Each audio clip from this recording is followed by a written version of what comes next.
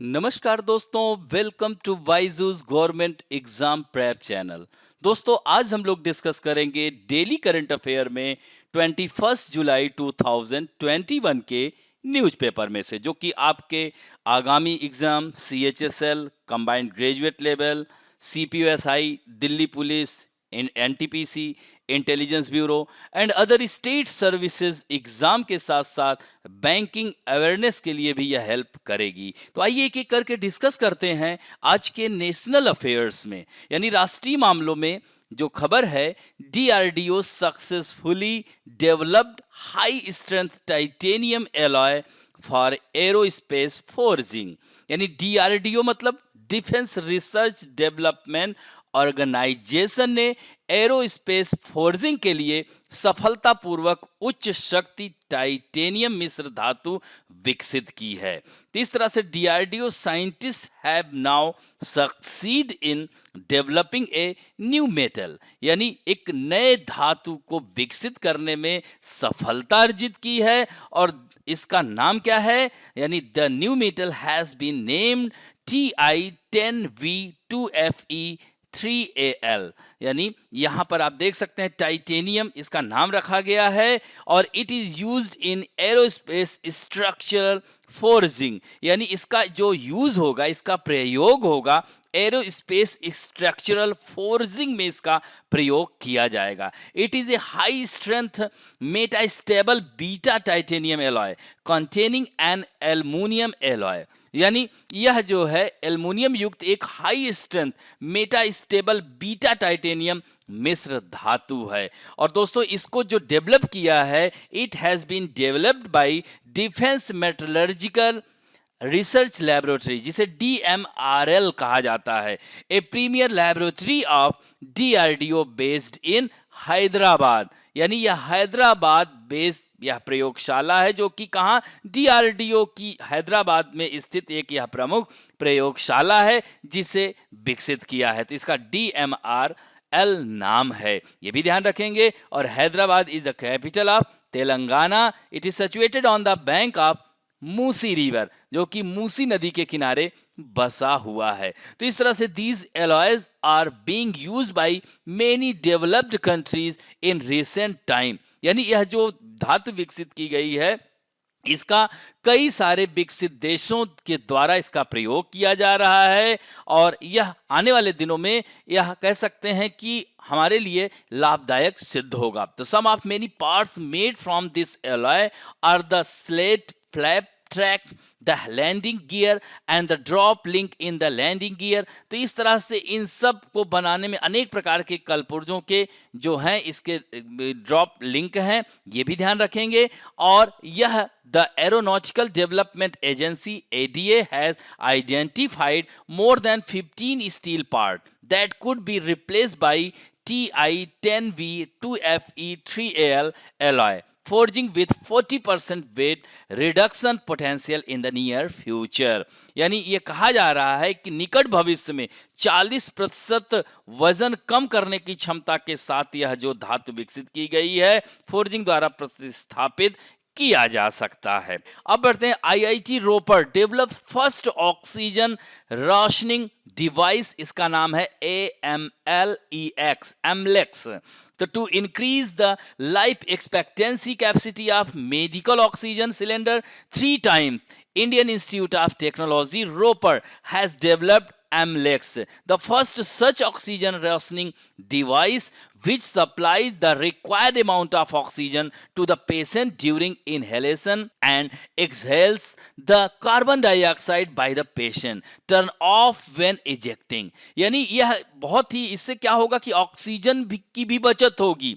यानी कह सकते हैं कि जो ऑक्सीजन सिलेंडर होते हैं, जो एक सिलेंडर खत्म होता था पहले, अब उसमें 3 गुना वृद्धि हो जाएगी यह नए विकास से। यानी ऑक्सीजन राशनिंग उपकरण जो एमलेक्स विकसित किया गया है, जो सांस लेने के दौरान रोगी को आवश्यक मात्रा में ऑक्सीजन की आपूर्ति करता है और रोगी द्वारा जो CO2 को बाहर निकालते समय यह बंद हो जाएगा। ये बहुत नहीं, वो वेस्ट चला जाता था। तो this process saves oxygen which was wasted unnecessarily, यानी जो अनावश्यक बर्बाद होता था उसकी बचत होगी। और इस तरह से this use to waste a large amount of oxygen, इससे में बड़ी मात्रा में ऑक्सीजन की बर्बादी होती थी, तो अब यह बचत होगी। तो इसे ध्यान रखेंगे, एमलेक्स, ये भी इंपॉर्टेंट है। और first case of bird flu, जिसे एवियन फ्लू, इन्फ्लुएंजा के नाम से भी जानते हैं, डेथ इन द कंट्री, यानी दिल्ली के एम्स में पहला मामला देखने को मिला है। 11 वर्षीय, देख रहे हैं कि कोरोना नामक इस महामारी से अभी हम उबर भी नहीं पा रहे हैं, थर्ड वेव की शुरुआत भी हो गई है, ऐसे में इसने भी दस्तक दे दी है। तो H5N1 एवियन इन्फ्लुएंजा, जिसे बर्ड फ्लू, 11 साल के बच्चे की मौत हुई है। तो इसमें जो है official associated with the all India institute of medical science said that this is the first case of bird flu death in the country this year, यानी इस साल ये कहा जा रहा है कि ये पहली ऐसी मृत्यु हो रही है। तो इसके संपर्क में जो भी स्टाफ या फैमिली मेंबर्स थे उनकी निगरानी की जा रही है। तो इसके, क्योंकि यह बहुत ही खतरनाक है, इसमें 60% केसेस में मृत्यु, डेथ हो जाती है। और दोस्तों, बर्ड फ्लू के बारे में हम लोग कई बार वैसे डिस्कस कर चुके हैं। Popularly known as bird flu, this disease is caused by the avian influenza virus, इसको कहा जाता है H5N1 की वजह से होता है। यही कारण है कि बर्ड फ्लू को एवियन इन्फ्लुएंजा वायरस भी कहा जाता है। Although this viral virus makes bird its prey, but human can also get infected by it, यानी यह जो है अपना शिकार तो पक्षियों को बनाता ही है, इसके साथ साथ इंसान भी इससे संक्रमित हो जाता है। यही कारण है कि बर्ड फ्लू इन्फेक्शन ज्यादातर चिकन, टर्की, गीज, मोर, बिकॉक, इन सब के जो है जैसे पक्षियों में तेजी से फैलता है।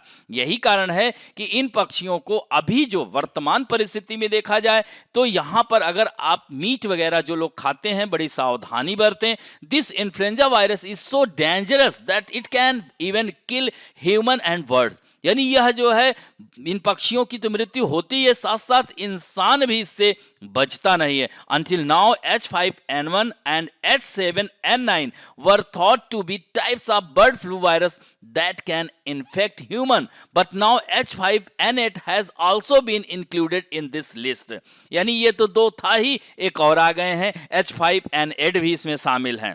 और इसके लिए जो दवा दी जाती है टैमी फ्लू और जानामिविर रिलेंजा जिसे कहते हैं, इसका प्रयोग किया जाता है। इसमें लिक्विड मात्रा ज़्यादा लेनी चाहिए, मास्क लगाए रखना चाहिए, वही जो कोरोना में हम लोग कर रहे हैं, जो प्रिकॉशंस ले रहे हैं वही इसमें भी लेना पड़ेगा। अब बढ़ते दोस्तों इंटरनेशनल अफेयर्स में, लीजिए एक और वायरस आ गया है। कोरोना से ही उबर नहीं पाए हैं कि यूनाइटेड किंगडम में कोरोना वायरस के बाद नोरो वायरस आ गया है, इसने भी चिंता बढ़ा दी है। After the corona virus in the United kingdom, now the noro virus has increase concern. तो इन 5 वीक्स अबाउट 154 केसेस यहां पर दिख रहे हैं और यह कोरोना जैसा ही घातक है। तो the centre for disease control and prevention, जिसे CDC कहते हैं, state that noro virus is more dangerous than the corona virus and due to this the infection spreads faster. यह जो है बहुत तेजी से यह फैलेगा। Anyone who is infected with this virus has symptoms like vomiting and diarrhea. इसमें जैसे उल्टी आना, मिचली आना, डायरिया के संकेत। तो दोस्तों यह नोरो वायरस है क्या? According to the Center for Disease Control and Prevention, norovirus is a highly contagious virus that causes vomiting and diarrhea. मैंने बताया इसको, और यह जो है people with norovirus disease can shed billions of virus particles, यानी अरबों वायरस कणों को बहा सकता है। तो इसके स्प्रेड होने के चांसेस बहुत ज्यादा बढ़ जाते हैं due to comparison of corona virus. And only a few of them can make other people sick, यानी और उनमें से कुछ अन्य लोगों को भी यह बीमार कर सकता है। तो नोरो वायरस को वोमिटिंग बग भी जाना जा रहा है, याद रखना, वोमिटिंग बग के नाम से भी इसे जानते हैं। और इसके लक्षण भी वही हैं, diarrhoea, vomiting and severe abdominal pain are the most important symptom, यानी पेट में तेजी से दर्द होता है। Apart from this fever, headache and body pain have also been seen in many patients. तो इस तरह से इस वायरस के शरीर में दाखिल होने के 12 to 18 hour after the virus enter the body infection है वो फैलने लगता है और ये person infected with the virus vomiting for 2 to 3 weeks, 2-3 हफ्ते तक इसमें वॉमिटिंग होती है। इससे बचने के लिए क्या उपाय किए जा सकते हैं? According to CDC it is important to always wash your hand properly after touching anything, after coming from outside and before eating anything. यानी कुछ भी खाने से पहले हाथ धुल कर ही खाएं, सैनिटाइजर का प्रयोग करें जो कोविड-19 में हम कर रहे हैं। अब बढ़ते हैं दोस्तों, जिरकॉन हाइपरसोनिक क्रूज मिसाइल। इसको जो है इसके सफल परीक्षण के बाद पूरे विश्व में हलचल मच गई है। खासकर अमेरिका इससे काफी प्रभावित, मतलब काफी नाराज दिख रहा है, क्योंकि इसको किसने किया है? इसका टेस्ट परीक्षण रसिया ने किया है। तो Russia has successfully test fire anti ship hypersonic missile Zircon amid tension between Washington and Moscow. तो यानी वाशिंगटन और मॉस्को के बीच तनाव के बीच रूस ने एक नया जो है शिगुफा डाल दिया है, हाइपरसोनिक मिसाइल जिरकॉन का सफल परीक्षण कर दिया है। और Zircon is a anti-ship missile और रूस हैज सक्सेसफुली टेस्टेड इट। इसका बहुत ही सफलतापूर्वक परीक्षण कर दिया है और यह माना जा रहा है कि नेक्स्ट ईयर में यह इसे एक्टिवेट कर दिया जाएगा। The US still does not have any operational hypersonic missile, यानी अमेरिका के पास अभी तक कोई भी हाइपरसोनिक इस तरह की मिसाइल नहीं है। तो इस तरह से अमेरिका ने तीखी प्रतिक्रिया की है और उसने कहा है कि इस तरह से शस्त्रों की होड़ बढ़ेगी और क्षेत्रीय स्थिरता में खलल होगा। और हाइपरसोनिक मिसाइल की जो खूबियां हैं, इसके फीचर्स हैं, this missile is capable of hitting the enemy at 7 time the speed of sound और मैक 7, यानी मैक 7 की गति से दुश्मन पर प्रहार करेगी। 8600 किलोमीटर पर आवर की रफ्तार हासिल की थी इसने टेस्ट के समय। The missile destroyed it's target with in just 2.5 minute of being fired, और 2.5 मिनट में इसने तबाह कर दिया टारगेट को। रूस ने 2020 में 200 से अधिक मिसाइलों का परीक्षण किया था और इस बार भी यही टारगेट है कि 2021 में भी यह 200 से अधिक मिसाइलों का परीक्षण करेगा। अब बढ़ते हैं दोस्तों एनवायरमेंट एंड इकोलॉजी में। नैनीताल कहाँ है? बहुत ही खूबसूरत शहर है, उत्तराखंड में स्थित शहर है। Trying to save king cobra, यानी नैनीताल किंग कोबरा को बचाने की कोशिश में जुटा हुआ है। At this time of monsoon, king cobras are protecting their eggs amidst the dense forest on the mountain, यानी किंग कोबरा अपने अंडों की सुरक्षा कर रहे हैं, क्योंकि मानसून के समय में बारिश और इन सब की वजह से उन्हें बचाने की कोशिश कर रहे हैं। The female snake will not move from her nest until the young are released from the egg, यानी जब तक वह मादा सांप अपने घोंसले से नहीं हिलेगी, जब तक उसके बच्चे निकल नहीं जाते, चाहे उसे कई दिन तक क्यों भूखा न रहना पड़े। तो इसकी पड़ताल जो कर रहे हैं नैनीताल में जिग्नासु डोलिया, इसके जो है पूरी तरह से अपने आप को समर्पित कर दिए हैं इन सांपों के, यानी किंग कोबरा की बारे में सारा नॉलेज यह कलेक्ट कर रहे हैं। He is a research scholar at the wild life institute of India in Dehradun, और यह जो है ग्रामीण क्षेत्रों के लोगों को भी बता रहे हैं कि हमारे लिए हार्मफुल नहीं है, इन्हें मारा नहीं जाए और इनके जो है घोंसलों की इनके सुरक्षा किया जाए। तो इस तरह से सांप के डर से उन पर हमला ना करें। The king cobra about 10 to 12 feet long is the only snake that lays egg by building a nest, यानी कह सकते हैं कि कोबरा एकमात्र ऐसा सर्प है जो घोंसला बनाकर अंडे देता है। One of the most important fact, इसे याद रखेंगे। और दोस्तों सांप का जो जंतु वैज्ञानिक नाम होता है नाजा नाजा। It is the most important, ये कह सकते हैं it is most powerful of all snake species and comes at the top of the food cycle, यानी यह सबसे ज्यादा शक्तिशाली भी होता है cobra. The king cobra build the nest so that it can protect it while laying eggs, maintaining the temperature and humidity necessary for the preparation of egg। तो इस तरह से वह इसीलिए यह घोंसले का निर्माण करता है। Some other snakes like python सुना होगा also guard their eggs, but only king cobra build the nest। सिर्फ किंग कोबरा ही है ऐसा, और ये प्रश्न आ चुका है, स्टेट सर्विसेज में आ चुका है, तो कि कौन सा ऐसा सांप है जो कि अपने घोंसले बनाता है। तो इसे ध्यान रखेंगे, किंग कोबरा एक बार में कम से कम 15 और उससे अधिक 14 40 अंडे देता है। अंडे से बच्चे निकलने में तकरीबन 70 से 100 दिनों का समय लगता है और इस तरह से बहुत सारे यानी 80% सांप जो होते हैं वो पॉइजनस नहीं होते हैं, उनमें पॉइजन नहीं पाया जाता। लेकिन जैसे कि उत्तराखंड में 35 से 40 यानी 35 to 40 snake species are found in Uttarakhand, but 8 or 10 उसमें से विल बी वेनोमस, यानी कह सकते हैं वह पॉइजनस होता है, उसमें पॉइजन पाया जाता है। In Nainital region king cobra is called सामी, ये भी पॉइंट याद रखिएगा, खासकर उत्तराखंड स्टेट सर्विसेज के लिए, वहां पर स्थानीय भाषा में सामी कहते हैं। और हिमालयी क्षेत्र जम्मू कश्मीर से लेके कहां तक, अरुणाचल प्रदेश तक फैला हुआ है। अगर हम लोग इसमें बात करें तो कहां तक है, यहां से लेकर यहां तक, लेकिन ज्यादातर यह उत्तराखंड में पाया जा रहा है। अरुणाचल प्रदेश में भी देखे गए हैं, तो यह जो है इसे ध्यान रखेंगे।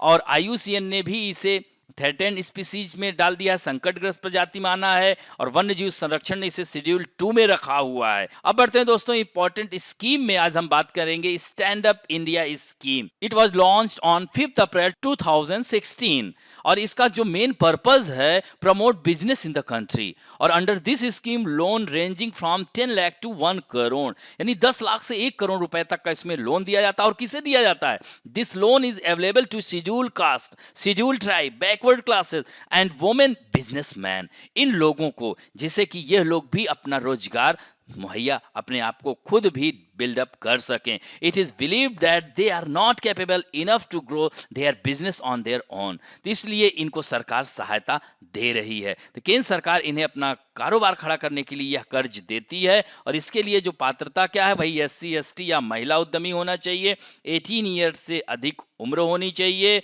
ग्रीन फील्ड प्रोजेक्ट के लिए यह उपलब्ध है। और यह ग्रीन फील्ड का मतलब क्या है, यानी पहला वेंचर, जो पहला अपना रोजगार बनाना चाहता है उसके लिए है, जो चला रहा है उसके लिए नहीं। This loan is available for service और मैन्युफैक्चरिंग और ट्रेडिंग सेक्टर ओनली। और इस तरह से इसे ध्यान रखेंगे। और यह 7 साल में लौटाना होगा। 18 महीने तक इसकी मेरिटोरियम की कोई अवधि नहीं रहती। और दोस्तों सबसे महत्वपूर्ण बात यह है, इसको करंट से भी कनेक्ट कर लीजिए, आज ही जो है इसको घोषणा सरकार ने 5 साल के लिए और बढ़ा दिया है, यानी 2025 तक इस योजना को एक्सटेंड कर दिया है। अब बढ़ते हैं दोस्तों various national international personality in news में। हम बात करेंगे leftist rural teacher Pedro Castillo, elected president of Peru. Peru एक बहुत ही खूबसूरत देश है। पेरू की राजधानी लीमा है। It is situated in south America continent, यह दक्षिण अमेरिका महाद्वीप के पश्चिमी, कह सकते हैं पश्चिमी भाग में अवस्थित है। प्रशांत महासागर के तट पर स्थित है। It is situated on the coast of Pacific ocean. मार्क्सवादी पेड्रो यह गांव में एक स्कूल के शिक्षक हैं, यह ध्यान रखेंगे। और यह चुनाव जीत चुके हैं राष्ट्रपति का, और इनको 50.12% वोट मिला है, जबकि इनके जो अपोजिशन में है 49.8, बहुत ही कांटे की टक्कर में यह जीते हैं। और थोड़ा सा मानचित्र में आइए देख लेते हैं। तो पेरू यहाँ पर देख रहे हैं ना, विश्व की सबसे बड़ी नदी, ये देख रहे हैं ना अमेजन रिवर, विश्व की, मैंने क्या कहा, largest river in the world. Amazon longest Nile river है, लार्जेस्ट अमेजन, यानी वॉल्यूम के आधार पर इसमें जल की मात्रा ज्यादा होती है। यह पेरू के लेगो वेलफोरा से निकलती है और यह ब्राजील में बहते हुए अटलांटिक ओशियन में जाके गिर जाती है। और दोस्तों यही यहां पर देख रहे हैं ना, world highest navigable lake is lake Titicaca, is also situated in Peru and Bolivia, यानी पेरू और बोलिविया की सीमा पर स्थित है। तो पेरू में भी यह पाई जाएगी, याद रखेंगे। और भी बहुत सारी नदियां हैं, देखें मरनोन नदियां हैं, उकियाली नदी है, ये सब यह जाकर के सब अमेजन में मिल जाती हैं। जुरुआ नदी है, यह सब पेरू में ही आती है। और ये देख रहे हैं चिली इसको टच कर रहा है, यहाँ पर अरीका शहर है, एकीके और अरीका, इसे घोस्ट टाउन कहा जाता है। इसे कहा जाता है 400 ईयर से यहाँ पर वर्षा ही नहीं हुई है यह। और ऊपर इक्वाडोर इसको टच करता है, इसकी कैपिटल क्वीटो है। कोलंबिया भी इसके टच करता है, इसकी बोगोटो है। ब्राजील करता है, इसकी कैपिटल ब्राजीलिया है। और बोलिविया करता है, इसकी कैपिटल लापाज है। और चिली करता है, इसकी कैपिटल सैंटियागो है। यहीं पर वर्ल्ड ड्राइएस्ट डेजर्ट चिली में स्थित है, अटाकामा डेजर्ट। अब बढ़ते हैं दोस्तों नेक्स्ट बुक्स एंड अवार्ड्स में हम बात करेंगे मिस इंडिया USA 2021। मिशिगन की बैदेही डोंगरे जीत गई हैं यह खिताब, और first runner up Arsi Lalani है, और सेकंड रनर अप उत्तरी कैरोलिना की मीरा कसारी तीसरे स्थान पर रही हैं। और इसकी जो जज थी 1997 की जो मिस वर्ल्ड हैं अपने इंडिया की डायना हेडन रही हैं। तो यह जो है यह चीफ गेस्ट और चीफ जज थी। इसमें अमेरिका के 30 स्टेट के 61 प्रतिभागियों ने पार्टिसिपेट किया था। दोस्तों इसमें Mrs India USA, miss teen India USA, 3 अलग अलग वर्गों में विजेताओं को चुना गया, और पिछले 40 साल से यह प्रतियोगिता हो रही है। अब बढ़ते हैं दोस्तों banking and finance related news में। एडीबी एशियाई development bank reduce India's economic growth forecast to 10%। अनुमान को घटाकर कितना कर दिया है? 10% ड्यू टू कोरोना। पहले 11% का अनुमान जताया था, अब इसे घटाकर 10% कर दिया है। यह भी पॉइंट याद रखेंगे, बहुत इंपॉर्टेंट है। और यह जो है 2022-23 यानी 2022-23 के लिए जो अनुमान लगाया है 7.5% कर दिया गया है। उसी तरह से यहां पर चीन में देख सकते हैं 2018 में चीन की वृद्धि दर 8.1% रह सकती है, वहीं साल 2022 में यह वृद्धि दर 5.5। ये भी पॉइंट याद रखेंगे। एडीबी के बारे में थोड़ा सा जान लीजिए। एशियाई डेवलपमेंट बैंक 1966 में इसकी स्थापना हुई थी। इसका हेडक्वार्टर फिलीपींस के मनीला में है। मनीला में ही इंटरनेशनल राइस रिसर्च इंस्टीट्यूट भी है। 68 कंट्रीज इसके मेंबर हैं, और इसके जो डायरेक्टर यानी इसके अध्यक्ष, इसको यहाँ ठीक कर लीजिएगा, अध्यक्ष इसके ध्यान रखेंगे, इसके प्रेसिडेंट जो हैं मात्सुगु असाकावा। हमेशा याद रखिएगा इसका जो प्रेसिडेंट होता है वो जापानीज होता है, ये भी ध्यान रखिएगा। अब बढ़ते हैं दोस्तों स्पोर्ट न्यूज में। Mongolia, Tajikistan and Switzerland become member of ICC international Cricket council की 78th एनुअल जनरल मीटिंग में यह 3 और देश शामिल हो गए हैं। तो इस तरह से एशिया के 22nd एंड 23rd मेंबर होंगे कौन? Mongolia and Tajikistan. मंगोलिया की कैपिटल क्या है? उलान बटोर है। तजाकिस्तान की कैपिटल है दुशांबे। और स्विट्जरलैंड यूरोपियन कंट्री का 35वां सदस्य बना है। तो इस तरह से अब 106 हो गई है, जिसमें 94 एसोसिएट मेंबर्स या कंट्री शामिल हैं। और यहां पर आईसीसी के बारे में थोड़ा सा देख लीजिए कि दुबई में इसका हेडक्वार्टर है। 1909 में इसकी स्थापना हुई थी। इसके उपाध्यक्ष इमरान ख्वाजा साहब हैं, और इसके अध्यक्ष क्रेग बार्कले हैं। अब बढ़ते हैं दोस्तों, आनंद वोन द स्पार्क्सन ट्रॉफी। तो स्पार्क्सन ट्रॉफी जीत ली है आनंद विश्वनाथन आनंद ने। Indian grand master Viswanathan Anand won the Sparkson Trophy by playing the 4th and final draw of a no castling। यानी देखिए ऐसे कभी कभी आ जाता है शब्दावली, कैसलिंग किस में यूज होता है, तो याद रखना जैसे गैम्बिट यही सब में यूज होता है, ये शतरंज में। तो यह चौथी और अंतिम बाजी ड्रा खेलकर स्पार्क्सन ट्रॉफी जीत ली है। और the Indian star player had won the first round game while the remaining 3 games ended in a draw। तो इस तरह से अंकों में यह मतलब कह सकते हैं ड्रॉ हुआ, लेकिन फाइनल यही जीते हैं। तो जो कैसलिंग होता है यानी players can not castling in this match, इसमें कैसलिंग इसीलिए लिखा है ना, नो कैसलिंग। तो कैसलिंग का मतलब क्या होता है? Castling is special move to save the king and engage the elephant in active play. Only when castling in chess can a player move 2 pieces in a move. यानी castling करते समय ही खिलाड़ी एक चाल में 2 मोहरों को चल सकता है, लेकिन इसमें कैसलिंग नहीं यूज हुआ था। अब बढ़ते हैं दोस्तों, let us talk about some important fact में। सल्तनत पीरियड समाप्त हो गया था, पिछले ही क्लास में हम लोगों ने चर्चा की थी, जिसमें इब्राहिम लोदी को मारकर बाबर ने मुगल वंश की स्थापना कर दी थी। First battle of Panipat. Panipat का प्रथम युद्ध कब हुआ था? 1526 में, जिसमें बाबर ने तुलगमा पद्धति का यूज किया था, तुलगमा सिस्टम का यूज किया था, आधुनिक गोले और तोप का भी प्रयोग किया था। तो यह जो चला था, the Mughal rule lasted until the late 17th and early 18th century and ended in the mid 19th century. यानी 1857 का जो विद्रोह हुआ था, तो बहादुर शाह जफर अंतिम शासक था मुगल वंश का, जिसे 2 गज जमीन भी नसीब नहीं हुई थी। उसे रंगून में दफनाया गया था, म्यांमार के रंगून में। अब बाबर के बारे में हम लोग चर्चा करते हैं। 24 फरवरी 1483 को इसका जन्म हुआ था बाबर का, और बाबर ने 1526 से लेकर के 1530 1930 तक शासन किया था। तो यह 1483 में फरगना में जहीरुद्दीन मोहम्मद बाबर का जन्म हुआ था। यानी बाबर वॉज द फिफ्थ, कह सकते हैं तैमूर, यानी पांचवां तैमूर का, और माता की ओर से चंगेज खां का 14वां वंशज था।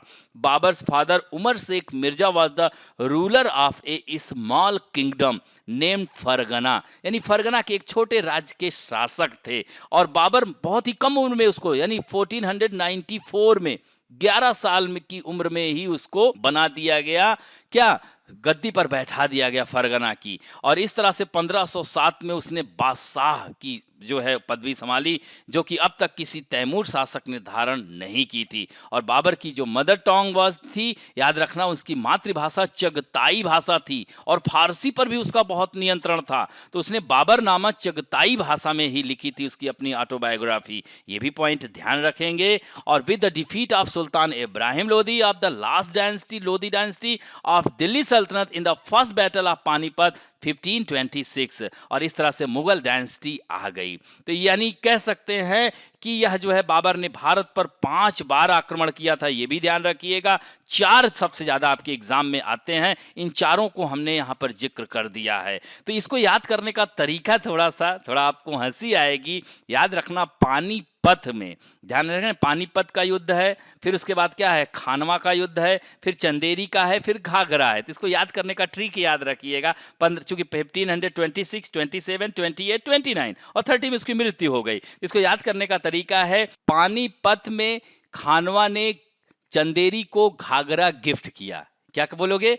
पानीपत में खानवा ने चंदेरी को घाघरा गिफ्ट किया। हाँ, तो इससे याद हो जाएगा। तो पानीपत, खानवा, चंदेरी और घाघरा। तो 1526 में इब्राहिम लोदी और बाबर के बीच, जिसमें बाबर जीत गया था और मुगल वंश स्थापित कर दिया था। इसी तरह 1527 में खानवा का युद्ध, जिसमें राणा सांगा और बाबर के बीच, जिसमें बाबर की जीत हुई थी। और इसी के बाद ही बाबर ने गाजी की उपाधि धारण की थी। और उसके बाद चंदेरी का युद्ध मेदिनी राय और बाबर के बीच, इसमें भी बाबर की युद्ध जीत हुई थी। और चौथा जो था, याद रखिएगा, वह घाघरा का युद्ध, जल और स्थल दोनों पे लड़ा गया था। यह भी प्रश्न कई बार आ चुका है। तो अफगानों और बाबर के बीच हुई थी, इसमें भी बाबर की जीत हुई थी। In the first battle of Panipat Babur use the Tulughma war, ये मैंने बता ही दिया था आपको। और इसमें जो है महत्वपूर्ण यह है कि इसका जो इनके 4 बेटे थे, हिंदाल, अस्करी, कामरान और हुमायूं, और हुमायूं ही इसका बाद में जो है इसकी जगह पर, इनकी मृत्यु के बाद, जब हुमायूं बीमार हुआ था तो बाबर ने कहा जो है, हमें ऊपर उठा ले ईश्वर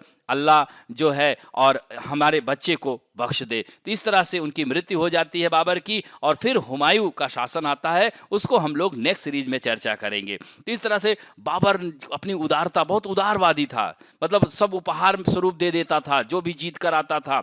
तो इस तरह से कलंदर, इसको राजा कलंदर की भी उपाधि दी गई थी, गाजी की उपाधि बता ही दिया था। और इस तरह से 27 सितंबर 1530 को आगरा में ही बाबर की मृत्यु हो गई। और दोस्तों, आगरा के आराम बाग में इसको दफनाया गया था, याद रखना, जहां उसका मकबरा बना हुआ है। और उसके ज्येष्ठ पुत्र हुमायूं फिर शासक में आते हैं। इसकी आत्मकथा बाबरनामा का अनुवाद अब्दुल रहीम खान खाना ने किया था। इसने मुंबईयान नामक पद शैली का इसे जन्मदाता भी कहा जाता है। अब आते हैं दोस्तों आप लोगों के सेक्शन में, जो कि बहुत ही सुंदर उत्तर दे रहे हैं। आज उत्तर देने वालों में है जेबुनिसा अजमेरा। हैप्पी ईद सब लोगों को, बहुत बहुत मुबारकबाद। शशांक द्विवेदी, सूरज उपाध्याय, अंशुल शुक्ला, भूषण सिंह, एकता, रुपिंदर कौर, नीरज यादव, विनोद जायसवाल, नाइम अंसारी, सचिन वशिष्ठ, एंजेला चानल, मुस्कान हारून शेख, स्वप्निका सिंह, साई तेजा डुग्गी, अभिषेक यादव, सचिन दुबे, निधि राठौर, पूर्णिमा जायसवाल, कमलेश कुमार, दिलीप कुमार, संदीप यादव, इतने लोगों ने कमेंट और उत्तर दोनों दिए हैं। जेबुनिसा जी ने कहा है कि Lodi was only Sultan died in battlefield. चूंकि देखिए, जैसे लोदी वंश में यह शासक था जो कि युद्ध करते हुए मरा, और बहुत सारे जितने भी सल्तनत पीरियड में शासक थे, वह किसी न किसी कारण से उनकी जो है मृत्यु हुई थी, या उनके जैसे कि अब देखिए जलालुद्दीन की था तो अलाउद्दीन खिलजी ने ही उनको मार दिया था। तो इस तरह से लोग बीमारी या अन्य कारणों से, एक्सीडेंट से मरे थे। इब्राहिम लोदी का युद्ध में पराजित हुआ था और उसकी मृत्यु हुई थी। तो यह ध्यान रखेंगे। इस तरह से देखा जाए तो जलालुद्दीन खिलजी ने क्यूमर्स की, मात्र 6 वर्ष का था, उसकी हत्या कर खिलजी वंश की स्थापना की थी। गुलाम डायनेस्टी का जो अंतिम शासक था, कैकुबाद को फालिस गिर गई थी, वह शरीर से कमजोर हो गया था। फिर उसके 6 वर्षीय बच्चे क्यूमर्स को बनाया गया। फिर उसकी हत्या के बाद खिलजी वंश की स्थापना कर दी थी 1290 में। ये भी ध्यान रखेंगे। अब बढ़ते हैं आप लोगों के पहले प्रश्न में। Which institute has recently develop the first oxygen rationing device AMLEX? याद रखेंगे, हाल ही में किस संस्थान ने पहला ऑक्सीजन राशनिंग उपकरण एमलेक्स को विकसित किया है? आईआईटी रोपड़ ने, आईआईटी मुंबई ने, आईआईटी चेन्नई ने या आईआईटी दिल्ली ने? एंड नेक्स्ट क्वेश्चन है कि recently in which country has noro virus knocked after corona? यानी हाल ही में कोरोना के बाद अब नोरो वायरस ने किस देश में दस्तक दी है? रूस, अमेरिका, फ्रांस या ब्रिटेन? एंड नेक्स्ट क्वेश्चन है which countries Zircon hypersonic cruise missile has been successfully test fire recently? हाल ही में Zircon super hypersonic cruise missile किस देश की है जिसका हाल ही में सफल परीक्षण किया गया है? रूस की है, अमेरिका की है, फ्रांस की है या ब्रिटेन की है? नेक्स्ट क्वेश्चन है what is the capital of Peru? और इन चारों को बताना है ये किन किन देशों की राजधानियां हैं? Bogota, Lima, Santiago, La Paz. And next question है who has recently won the Miss India USA 2021 contest? हाल ही में मिस इंडिया यूएसए 2021 प्रतियोगिता को किसने जीता है? आरशी ललानी ने, मीरा कासारी ने या वैदेही डोंगरे या नेहा डोंगरे ने? अब बढ़ते हैं नेक्स्ट क्वेश्चन की ओर। In which country is the headquarter of Asian development bank located? एशियाई विकास बैंक का मुख्यालय किस देश में अवस्थित है? जापान में है, फिलीपींस में है, साउथ कोरिया में है या थाईलैंड में है? अब बढ़ते हैं नेक्स्ट क्वेश्चन की ओर।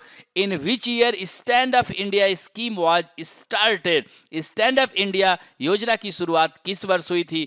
15 में, 16 में, 18 में या 220 में? अब बढ़ते हैं नेक्स्ट क्वेश्चन की ओर। Which of the following country has not been included as a member in 78th annual general meeting of the International Cricket Council? किसे शामिल नहीं किया गया? Mongolia, Tajikistan, Uzbekistan, Switzerland. And next question है after which war did Babur assume the title of ghazi? गाजी की उपाधि किस युद्ध के बाद उसने धारण की थी? पानीपत, खानवा, चंदेरी या घाघरा? याद रखना 1526, 1527, 1528, 1529। एंड लास्ट क्वेश्चन है who was the founder of the Mughal dynasty? Mughal वंश का संस्थापक कौन था? हुमायूं, अकबर, बाबर या शाहजहां? इस तरह से इन 10 प्रश्न के उत्तर दीजिएगा। आशा करता हूं कि आज का वीडियो भी आप लोगों को अच्छा लगेगा। और दोस्तों अच्छा लगे तो please like, share, subscribe and comment करना ना भूलें और साथ साथ बेल आइकन जरूर दबाएं। थैंक यू दोस्तों।